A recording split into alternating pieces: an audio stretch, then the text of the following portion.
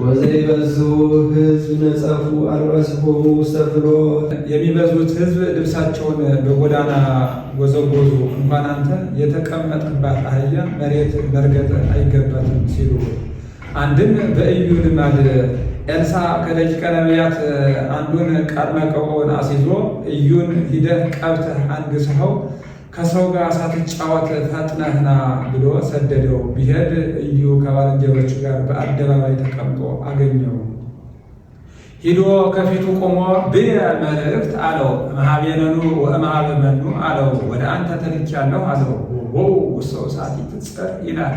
ተያይዘው ወደ እልፍኝ ገቡ። ከመዝ ይብየ እግዚአብሔር አምላከ እስራኤል ቀባእኩከ ትንግሥ ላዕለ ሕዝብየ እስራኤል ብሎ ፈጥኖ ቀርመቀውን ደፍቶበት ሄደ።